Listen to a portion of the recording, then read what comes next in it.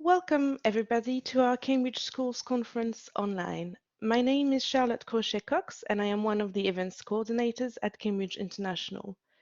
Today's panel session is called Remote Teaching and Learning for Teachers of Cambridge Primary and Lower Secondary.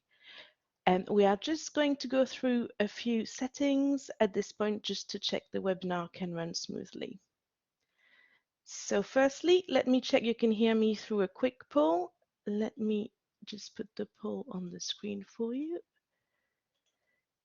So can you hear me? Yes or no?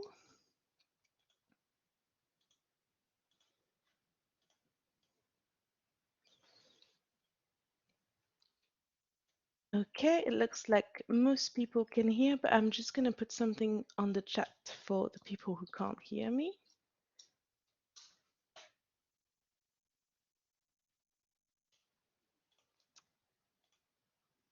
Okay, let's have a look at the participant boxes that you can use during the webinar.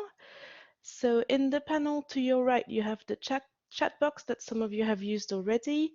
The chat box will be available throughout the webinar, and please use this if you have any questions. We will only answer questions during our Q&A sections, however, to make sure we keep to time. In the bottom center of your screen, you can find the status panel. The green tick means that you're connected, and you can also raise your hand to get our attention if we have missed your question, but as we are expecting a high volume of questions, please note that we may not be able to answer all your questions during this webinar. I am now going to hand over to Abigail Barnett, Deputy Director, Curriculum Programs at Cambridge International.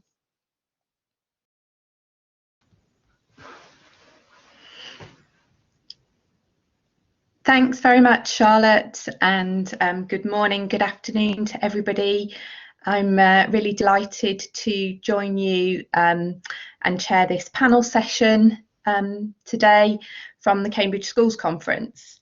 As Charlotte said, I'm Deputy Director for Curriculum Programmes, and I've got overall responsibility for the Cambridge Primary and Lower Secondary curriculum. And as you all know, we've been making quite a lot of changes in primary and lower secondary over the last couple of years.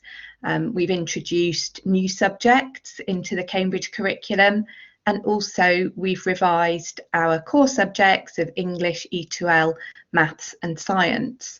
And as educators, I think we're quite used to change. We're used to dealing with change a lot in our professional lives. But of course, what's happened over the last year or more with the global pandemic has required us to deal with unprecedented change in the way that we work and in the way that we live. And so at Cambridge, we really wanted to be able to try and support our teachers and schools as much as possible. And this is the second of our conferences on the theme of education in a changing world, and particularly we're focusing on remote teaching and learning today. I hope that many of you were able to access the keynote presentation from Dr. Rhonda Bondi and her Q&A session. And I think that there was a lot of positivity and reassurance in what Rhonda had to say. I think one of the things that I took from it was that reassurance that the skills that we have as good teachers in our classrooms are ones that we can transfer to the online environment. And I really liked the way that she wanted to reframe how we, the language that we use about remote teaching and learning. She said, you know, remote and distant, they both could have negative connotations, and talking about the online environment was more positive. But clearly in some of the questions that were raised by people and the comments on her keynote presentation, we know that of course there's been really significant issues and challenges as we've tried to provide that continuity for our learners. And so today's session is very much kind of building on what Rhonda said to give some practical tips and examples and ideas and to give the opportunity for us to share those ideas and examples that have worked really well for us, and to support each other further as we continue, quite a lot of us, with working in this online environment. So really pleased to be joined by a number of colleagues today, who I'll introduce in turn, but we're going to start off first of all with an activity. This is something that Rhonda spoke about, that at the start of an online session it's a really good idea to check in where everybody is. Can I have the next slide please, Charlotte? Yeah, so we're going to start off with an activity. First of all, what we'd like you to do is to answer the following question. So in your opinion, what words or phrases sum up good practice in remote teaching and learning? So if you can click on the link there, and there's a code to use, you'll be able to type in your answer, and we'll give you a few minutes to do that. And we'll see what ideas, what words and phrases come up as the most significant ones there.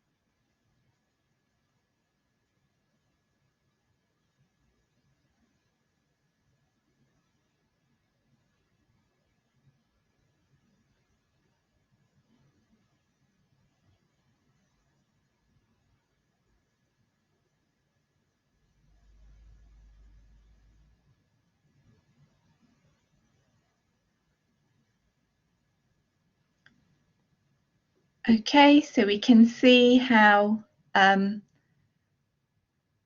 that's developing as you add your answers to the question.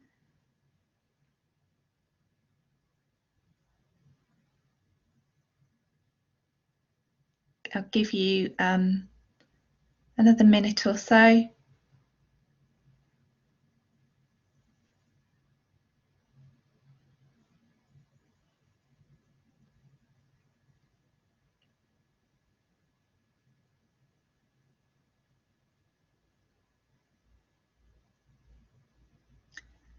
Okay, it looks as if it's stable there. Wow, so we can see absolutely there's one thing coming through really more strongly than everything else, and that's the word engagement.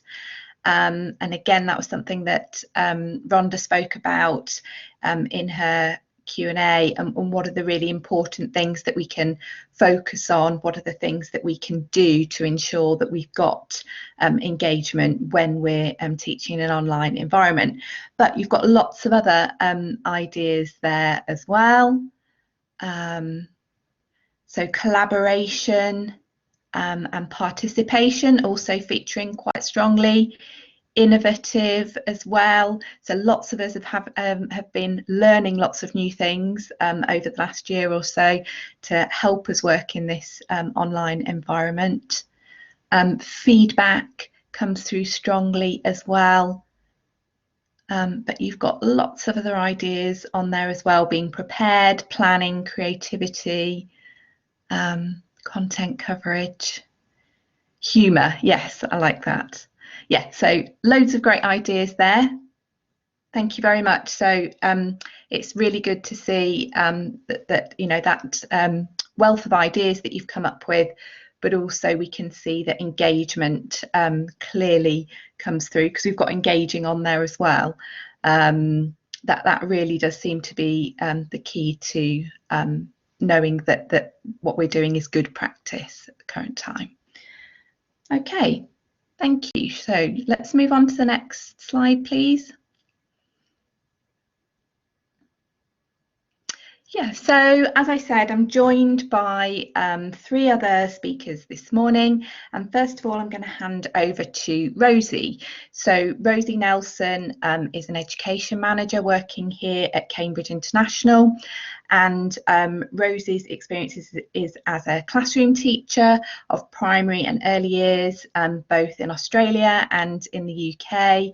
And most recently with us, she's been working on some projects exploring learning through play and also active learning in primary education. So morning, Rosey. I'm going to hand over to you to share your ideas with us.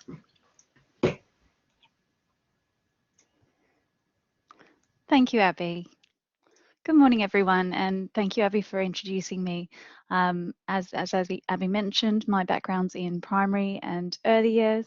I've taught in Australia and in the UK, and because of this, I've been very fortunate to know a lot of excellent teachers all around the world.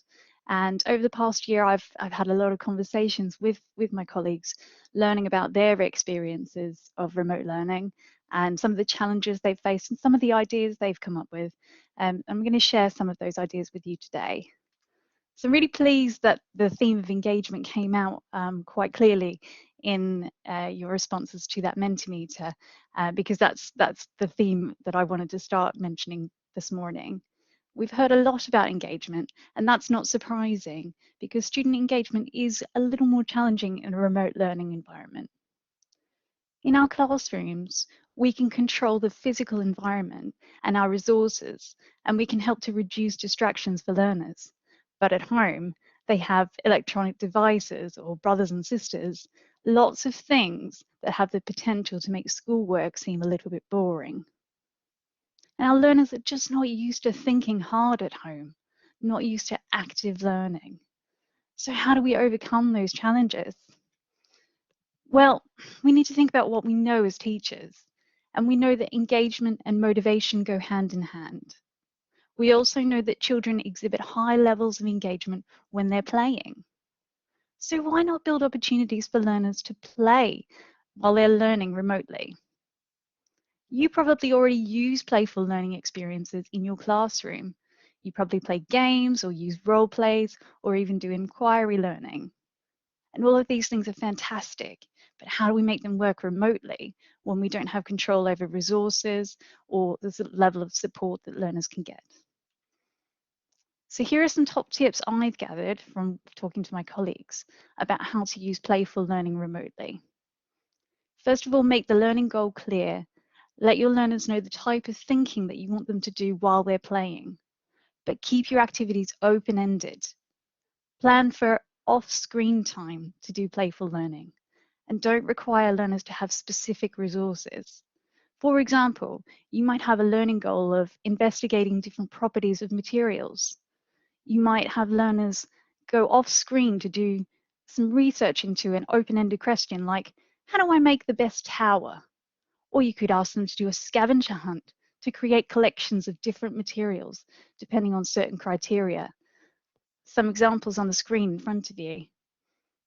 You might ask them to collect a rainbow of toys or find all the most useful things in their houses they can discover. By keeping our activities open-ended, we allow learners to reveal their unique ways of thinking. But how can we check they're actually learning? This is where reflection is vital. We need to give learners opportunities to talk about what they did and what they were thinking while they were doing it. And this could be in live sharing sessions, or as Dr. Bondi suggested, maybe in a collection of videos or photos that they combine to make a slideshow. By allowing learners to do playful learning remotely, we help them to feel competent and autonomous. In play, they are the experts, and you can tap into their interests and get them to be physically active. All of these things promote engagement. Not only that, playful learning encourages children to be socially active. And when they are socially connected, learners feel like they belong, something that's really missing from being in the classroom together. And we know that language is so essential for learning. So when you think about social interactions between learners, we can actually facilitate communication and build on that language development. So even if they're having a chat about their favorite TV show, they're still learning. You might think about allowing learners to participate in activities where they have buddy calls with each other and play out loud. And what do I mean by this? Well, taking turns maybe to commentate their play, to give instructions to each other on how to play, for example. And in doing so, they're engaging in active listening, reasoning, questioning, and they're supporting their mental health by making that social connection. That's great. Next slide, please, Charlotte. It's great that we're talking a lot about learners and how to support them, but what about us as teachers and parents? What do we need to support our learners effectively in a remote learning situation? Well, just like kids, teachers and parents need to feel valued and important. And our roles become a little bit blurred in a remote learning environment. Who is the expert? Is it the parent? Is it the teacher? Or is it a bit of both? Remote learning has a huge impact on our mental health as parents and teachers. And that's something we really need to think about. And our learners really need us to be at our best so they're well supported. So we need to put our mental health first as well. And Dr. Bondi reminded us that we need to understand learners' starting points. And that means understanding their learning environments and the people who are supporting them. So it's really important we establish positive relationships with parents. Well, how do we do this? Some tips from my colleagues included mutually agreeing how and when communication would happen, and making sure that when that communication does happen with parents, that we're not just talking about the learners, but we're talking about our own well-beings as well. And this helps us to find common ground and build mutual respect with one another. Parents also really appreciated having time to prepare for activities and source resources. And they really enjoyed being able to talk about the intended learning objectives so that everybody knew what they were doing and why they were doing it. And that's really important if you're thinking about using playful learning. But most important of all, perhaps, is to think about how parents can feed back to you about what's working and what's not. And to share those moments, those wow moments with you, the moments that remind you of why you became a teacher in the first place. By joining forces with parents, we can really work together to support our learners. And when our learners see that the adults in their lives are collaborating, they're going to feel even better supported and maybe even more motivated. And if we can motivate our learners, they will be confident, innovative, reflective, responsible. They will demonstrate the Cambridge Learner attributes. I hope some of these ideas have been helpful to you, and I dare say you're probably using some of these already. That's all from me now. I'm going to hand over now to my colleague Judith Amery, who's one of our lead trainers, and she has a few top tips to share with you as well.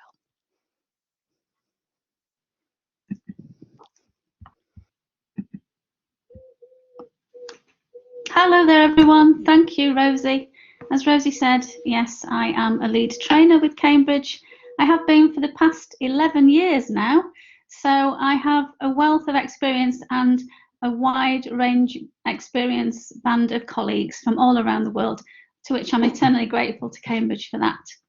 So this morning, I've just been asked to share with you a couple of top tips about remote learning and one specific example. So in discussions and from my own experience from the past 12 months, the thing that I have learned most, that's had most resonance with me, is that time spent creating a welcoming, participative environment online is not wasted. You're almost bringing a corner of the classroom into the experience if you can, because we're all aware of how short the concentration span of young learners is when they're in front of you.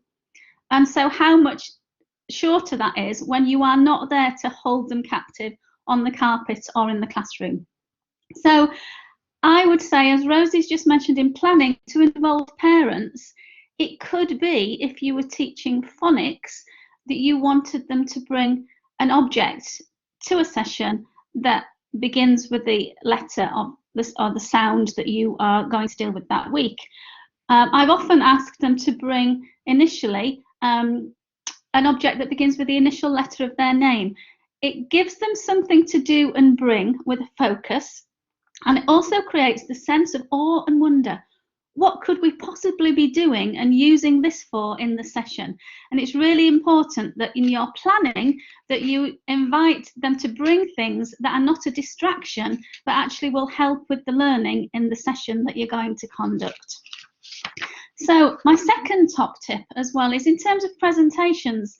And I have found that if I present by PowerPoint, then a small amount of text, only one sentence or so on a slide, means you can move through the slides quickly. And it almost gives a sense of pace in the session because you're going through the slides systematically, hopefully not racing through them, but even a change of slide regularly holds their attention and gives that sense of excitement and participation.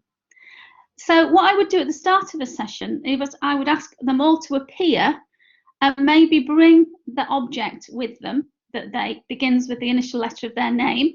Or I may say something quite random. For example, why don't you appear and have something that's a hat that is not a hat? For example, here I've got Steady Eddie, my puppet, on my head, because that will get them to think and to wonder, why is she wearing a tortoise on her head? But it will get them thinking and about how they might contribute. So the specific example that I want to share with you is a scenario which I hope some of you use, but maybe not call it this. So can I have the next slide, please? Here we go. What I want to share with you is a strategy called pose, pause, pounce, bounce, and how I have found it so valuable during the past year. So the very first thing you need to do is ask a question. That's the pose. So the question could be, for example, what is in the box? I might give them a clue and say, what is in the box begins with the initial letter of my name. So they've got something to think around. So they've got the question. I might put the question on a PowerPoint slide.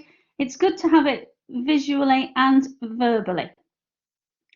And then, as we did with the Menti with Abby earlier in this session, the next step is the pause. And the reason that the pause is important is because that gives them thinking time. And as Rosey said, we don't know how hard, how deep they are thinking. So we need to create opportunities where they might want to think more deeply, to think more widely around a quite open-ended question, what is in the box? And research shows that, particularly in maths, if you give a quick fire question, 6 fives, what is half of 50? What's 1 million divided by 8? If you throw a question out rapidly, there's almost an unknown expectation that they have to respond rapidly. And that's when we get answers that are just quick fire and not thought about. Or they look at the person next to them and say, oh, I thought you were talking to him or her. So the think time helps them to read, hear, and understand the question, and then think about how they might respond. And that's what leads nicely into the next part of this activity. So the pose is ask the question, the pause is give them thinking time, and the pounce is when you choose someone to answer your question. Now, there are many different ways of doing this. Sometimes I use a random name generator. Sometimes I choose the list of participants and choose someone randomly. Sometimes I would do the list on the register list. But the expectation should be that everyone could be asked to respond in some way. So they need to be ready, they need to have listened, and they need to have thought. And so I would go on to my pounce. For example, in whichever way I chose, and I would say perhaps, Abby, what's in the box? And I would listen to Abby's question. And why do you think that? Deepen the questioning, ask further questions to elicit her response and why she thinks what she thinks, hoping she can give good reasons. And I would not say, oh, no, and make a negative response or an overly positive response. I would try to keep a non-committal response. Thank you very much. That's a good idea. Because the next part of this strategy is the bounce. And the bounce is, hi, Rosie. We've heard what Abby's got to say. Do you agree with her or not? If you agree with it, why? If not, why not? So it's got the thinking and the reasoning and the agreement, but it doesn't stop there because the bounce effect can continue bouncing around the room. So at that point, I would make a suggestion that you say to the class, we're going to ask some more people if you've got anything to add that hasn't been said before. So if Rosie was the last person to offer a response, I would say, Rosie, would you like to choose the next person? Now, she might choose her friend. She might choose the person who had the most interesting hat or not a hat on at the start of the session. But it gives them power, responsibility to be engaged and to have a little bit of control. But of course, this bouncing can't go on forever. So what you need to do at an opportune point is draw them back together, thank them, and of course, if the question is, what's in the box? The big drum roll moment is, what is actually in the box? Da, da, da. The big reveal, and what's in the box? It is a beautiful jewel. And there you could use this object and the objects they might have brought, their hats or not hats, to use in the lesson. It might be story writing. It might be finding out about materials or how jewels are found. It draws their attention with the objects from the physical world to create their interest and give them a starting point to move on to. So that you've drawn them together, they've communicated, they've collaborated, and if you feel that one of them perhaps hasn't contributed, a good ploy is to say, oh, excuse me, James, right, we've got our objects, we're perhaps going into breakout rooms. If you were the teacher, what question would you ask next? It draws them in and it shows you how much or how little they might have been listening. And if they haven't quite understood, you can address that misconception before you move the lesson on. So it's about being 110% physical presence in the interaction with them, but giving them the pace and the feeling that they are actually in some control of the lesson. And I've found in my own experience in the past 12 months that this has worked really well. I'm sure most of you do similar things, but I just wanted to share with you something that's meant a lot to me, and I hope it will inspire some of you too. So thank you very much for that. That's all from me for now. So I'd like to hand over now to my colleague, Dr. Swati. Thanks, Judith. That was brilliant. I didn't get it right what was in the box. I thought it was some jam, but yeah, that was lovely. That really brought it to life for me. And yeah, I can see how engaging that would be for learners. Really good strategies there for keeping them thinking all the way through. So thanks very much to Judith, and yeah, we're now going to hand over to Dr. Swati Popat Vats, joining us from India for our session. Really pleased to introduce Dr. Swati. I think this is your first Cambridge Schools Conference with us. Dr. Swati, as you can see, is President of the Early Childhood Association, an association for primary education and research with more than 30 years of experience in early childhood education, designing curricula and training teachers worldwide. So really happy to have you this morning, and looking forward to hearing your ideas for us. Thank you. Thank you, Abby, and namaste, everybody, and a good morning and a good afternoon to participants from all over the world. It's a pleasure indeed to be part of the Cambridge conference, especially when the discussion is on remote teaching and learning. As you can see, my topic today, which I'm going to talk about, is called snack, because we need to keep in mind that remote learning cannot be very heavy or very lengthy for children. So it's not a meal like a lunch or a dinner, but it has to be like a snack. And that is why I have used snack as an acronym for my talk today. So S stands for say, which means neuroscience has proven that human brain is social. So if we don't give children a chance to speak or have conversations during remote learning, they tend to lose their interest, they tend to lose engagement. So it's very, very important to keep in mind that conversations are important as part of remote learning. Have discussion starters. The expert before me spoke very well about questioning, having children participate, each one gets a chance, etc. Because especially in the primary years, children tend to look at a screen as a one-way communication.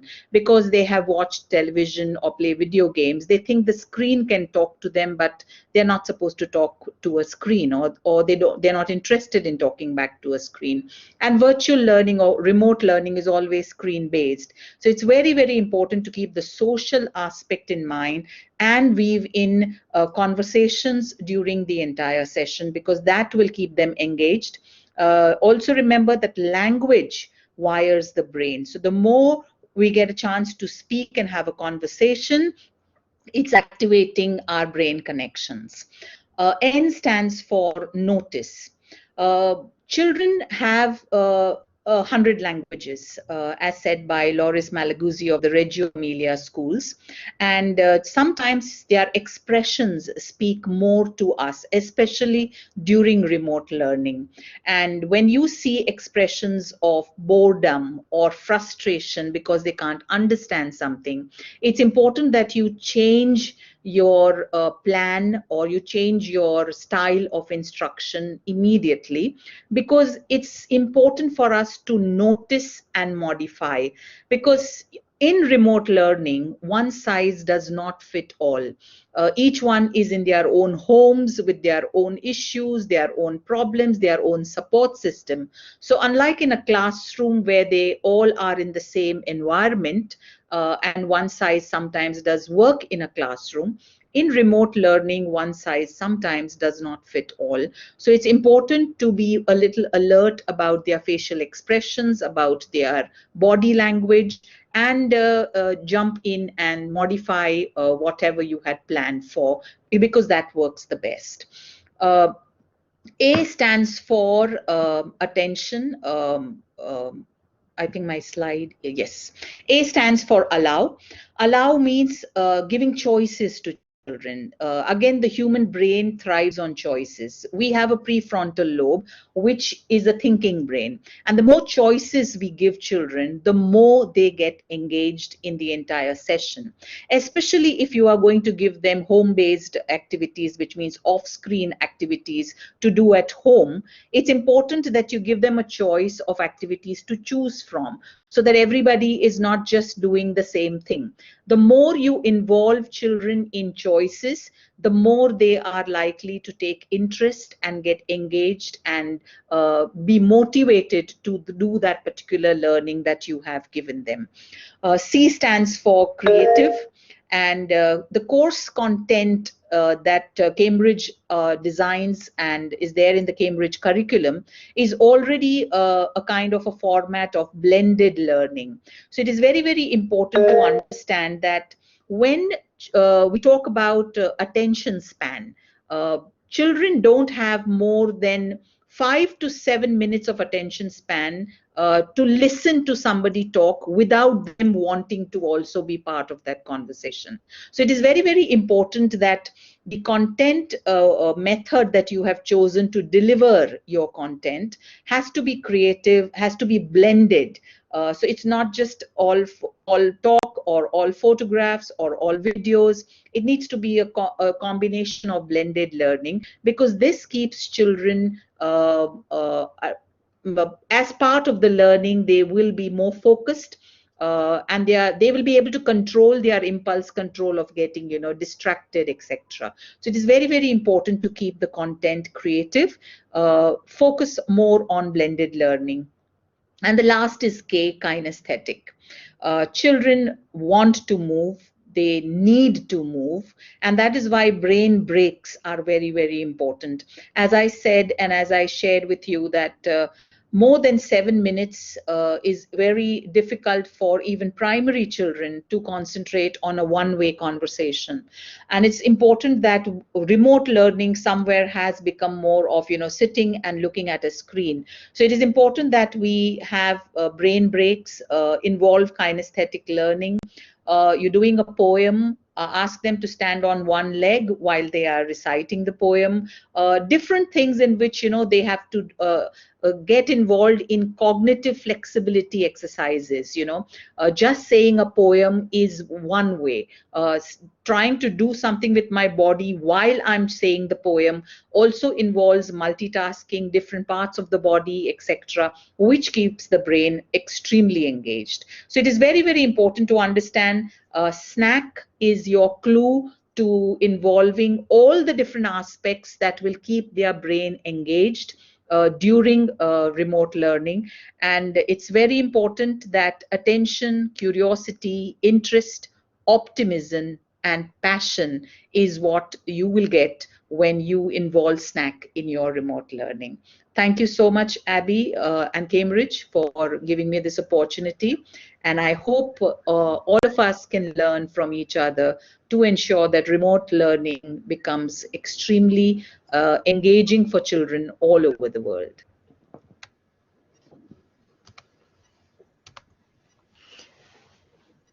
Thank you, Dr. Swati. Thanks very much. That was great. So we've heard from Rosey, Judith, and Dr. Swati, all of them giving us some great ideas and some great strategies for us to use. And now it's going to be over to you, because we really wanted to open up the session and give you the chance to share your tips and ideas, things that have worked really well for you, and strategies that you continue to practice and use as you're working in an online environment for teaching and learning. So on the next slide, we have a link for you to do this, which you can click on there, and then you can see the instruction on the slide. You can click on the plus button and add your top tips. We won't be able to go through all of these in the session today. What we really wanted was lots of ideas from you, so that you can take these away afterwards, so that you're leaving the session with all of the shared good practice that everybody in the session today is happy to contribute and share. So I'm going to give you a few minutes to work on this. As I say, we won't be able to go through all of them, but we might pick out a couple, and then after that we'll go into our final part of the session, which is our Q&A. So I really look forward to seeing your top tips.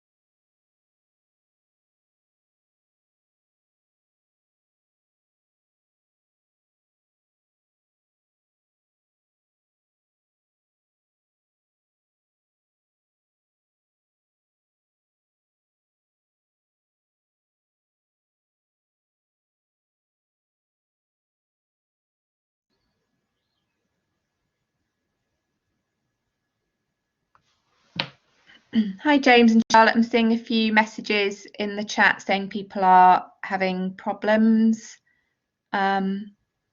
opening and typing.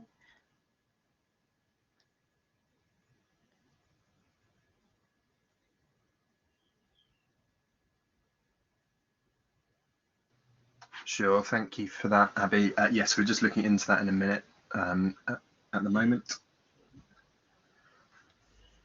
Yeah, bear with us everyone, we're just looking into fixing this for us.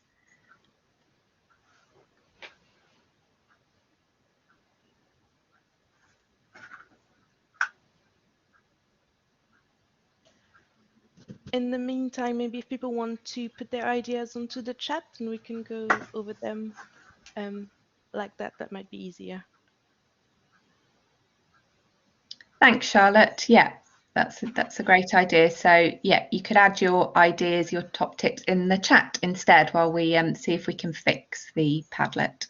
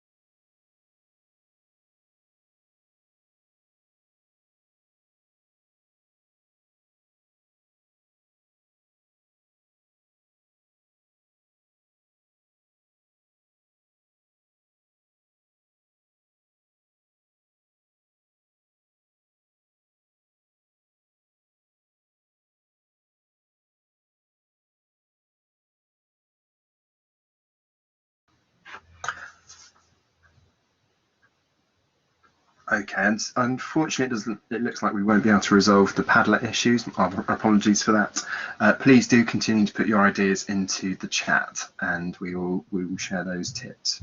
Thank you.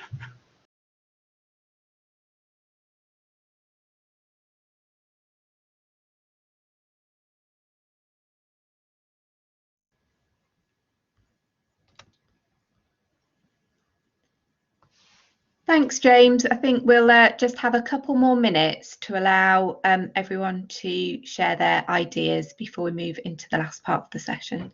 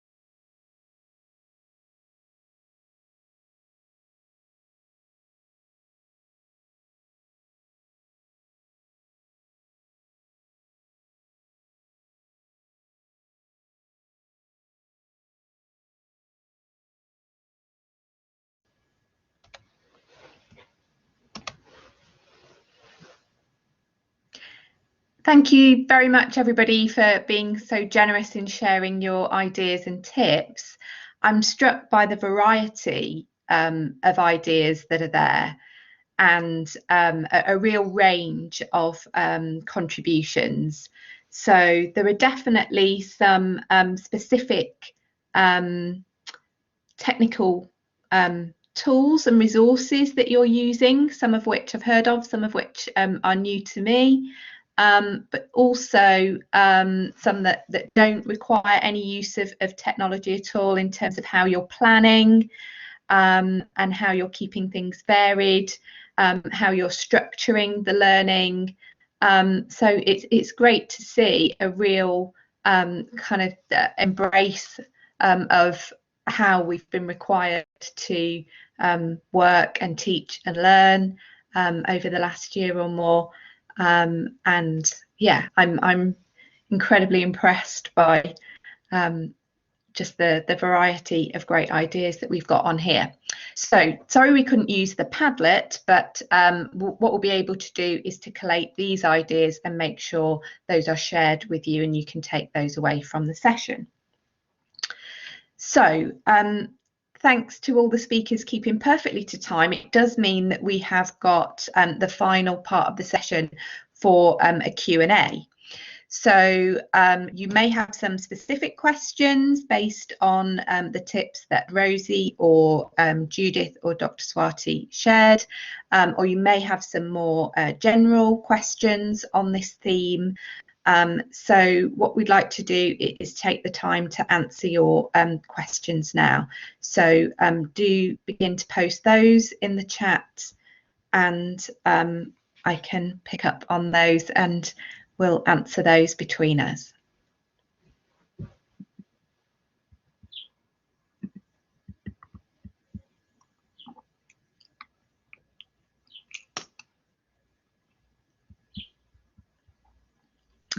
Okay, so Wasim, thanks for starting us off.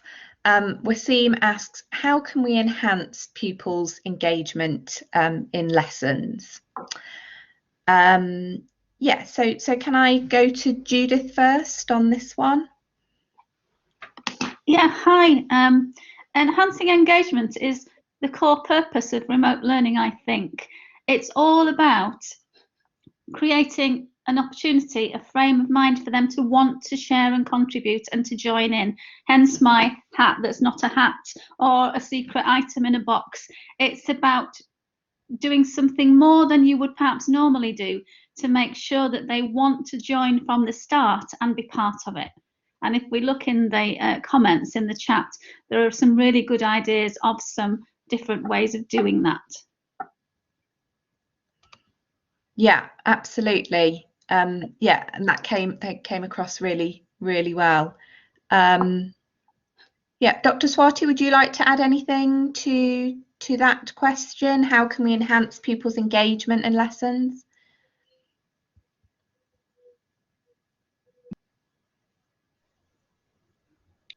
Yes, I think giving children a choice to voice their likes and dislikes about how would they like the lessons, what interests them. When you involve them in these decisions, their engagement is always more. So it is important to help children decide how they want the lessons to be, or which particular lesson would they want to be tomorrow, etc. So when you give them that involvement and choice, their engagement is definitely more. Absolutely, thank you. And Rosey, would you like to add anything else to that question about enhancing pupils' engagement?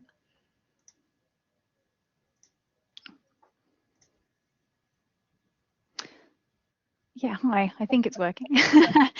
The only thing I wanted to add was what Dr. Bondi was saying about learners having a stake in it, or feeling relevance.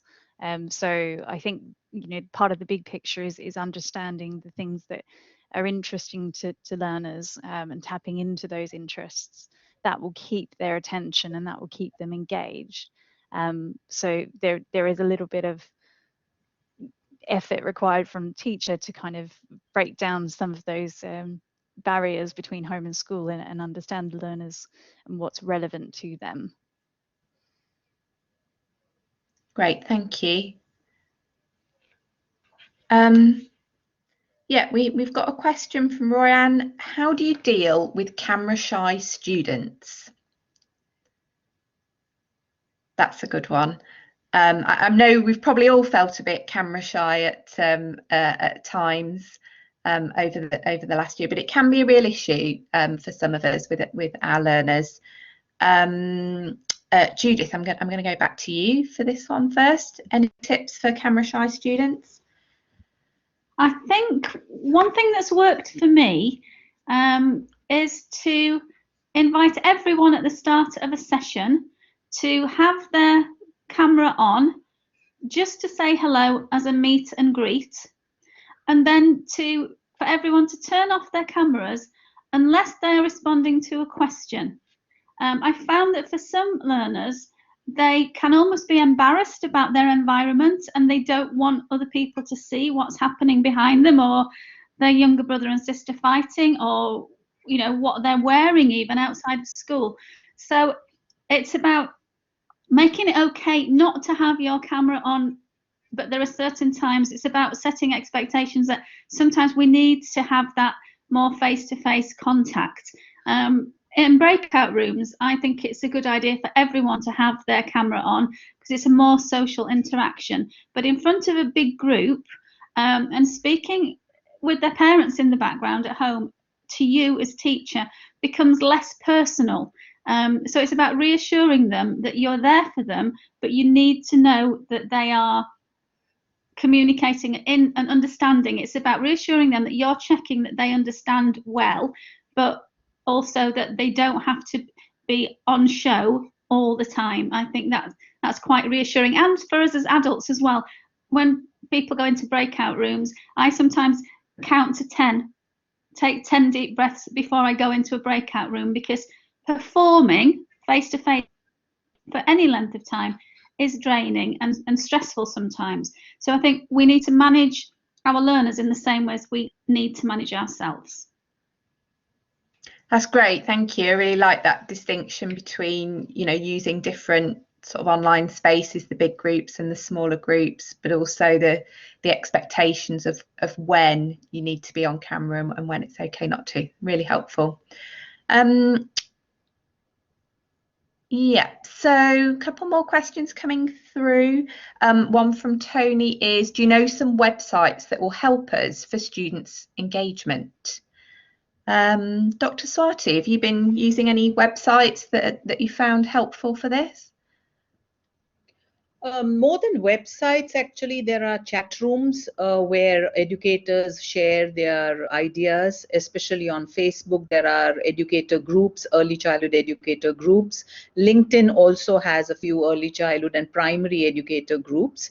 They have been a great help because these are all hands-on ideas being shared rather than just ideas on paper. These are ideas that have already been tried and tested. So I usually go to these places to get some ideas and to bounce off any practices that I want others to try.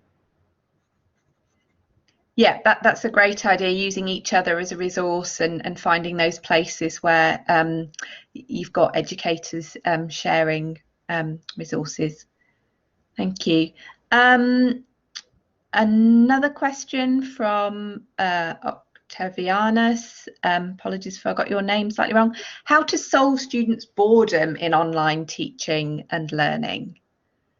I guess it's related to some of the things that we've been saying, but Rosey, what would you say about this one? I think the key here, again, is to tap into their interests, but also I think it's really important to get creative and to change up what you're doing.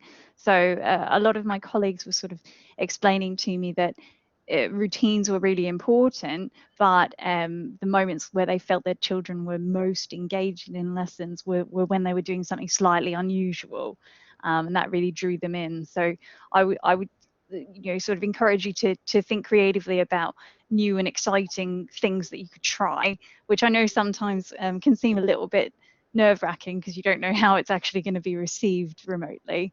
But yeah, using some of those ideas of sending them off on scavenger hunts, or having them do things off screen, just to kind of keep it fresh and exciting, whilst also maintaining your kind of regular routines and high expectations of their contributions as well. So I think to avoid boredom, we need to energize them. Yeah, and hopefully some of the ideas that people have shared today will add to your repertoire of getting creative with what you're trying. And then Hajira asks, how can we cater for differentiation remotely? Yeah, really good question, and I'm sure that's one that everybody's been grappling with. Judith, can I go back to you on this one? Yeah, hi. I think for myself during the past year, in terms of differentiation and catering for it, breakout rooms have been my go-to place, because you can group your learners in mixed ability groups or ability groups, and you can provide different levels of resource or even your time in the breakout rooms with them. And they almost might not notice that they are in groups for that reason, but it gives you the opportunity to, when you visit the breakout rooms, to differentiate by the level of questioning, by the outcome, by the resources. And of course, if you're recording lessons and they can go back later and look at it again, in my experience, I've found that your high achievers tend to do well overall because they're interested, motivated as part of their natural ability. But I've been finding that average ability learners actually are thriving because they've got things to hand to go over time and time again, and they're becoming more confident and independent. So I think differentiation, if you use breakout rooms well in a variety of ways, can be a really good way to sort differentiation in different ways. That's really interesting, thank you. So that's a real positive actually, in something that we're not able to do in the normal classroom environment, those learners being able to go back and spend more time on certain parts of the lesson. So yeah, that's a really great example. Dr. Swati, do you want to come in on the differentiation question? Oh yes, breakout rooms definitely have helped. Also, one-on-one sessions have helped, especially when you involve the parents also, because these children exhibit a different learning style at home, which their parents are quite involved in. So when you involve the parents and also have scheduled one-on-one sessions with these children, it definitely helps you understand what exactly is the differentiation that you will have to bring in for a particular child or children in your classroom. Perfect, thank you. Yes, so really, really nice note about bringing the parents in there. Thanks. Okay, so I think we have answered all the questions that we've had on the chat. Thank you very much for those. You've timed that brilliantly as we come to the end of the session. So it just remains for me to thank everybody. Thanks to the events team for organising the session today. Thank you very much to our speakers on the panel, Rosey, Judith, Dr. Swati, and thank you to all of you for attending and for sharing a wealth of great ideas to contribute to everybody's practice. It's been a pleasure to host this session, and hope you enjoy the rest of the conference. Thank you.